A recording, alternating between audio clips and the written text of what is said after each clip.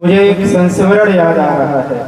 आप सभी लोगों ने गाडगे बाबा का नाम सुना है। गाडगे बाबा देश के बहुत बड़े संत हैं। उनका जन्म महाराष्ट्र में हुआ और धोबी जाति में हुआ।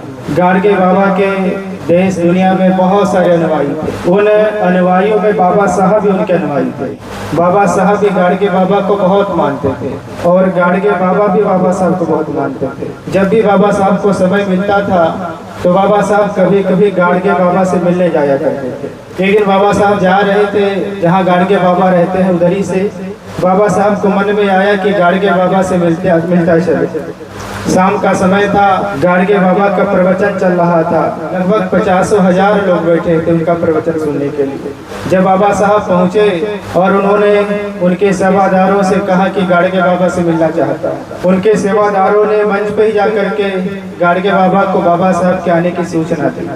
कहा कि बाबा जी, बाबा साहब मिलना चाह रहे। बाबा साहब आए हैं। गाडगे बाबा बहुत प्रसन्न हुए। उन्होंने कहा कि उनको मंच पे बुला लीजिए। बाबा साहब को मंच पे बुलाया गया। गाडगे बाबा ने बड़े प्रेम के साथ उन्हें अपने बगल में बैठाया।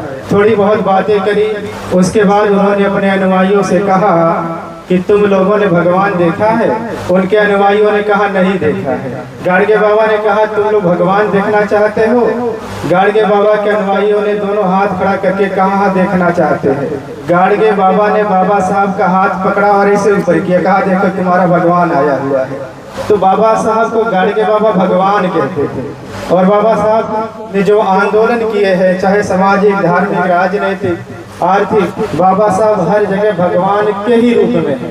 मैं जब भी बाबा साहब को पढ़ता हूँ, बाबा साहब को समझने की कोशिश करता हूँ, ऐसा लगता कि एक एक समय, एक एक क्षण बाबा साहब के आदर्शों के लिए ही बीतना चाहिए।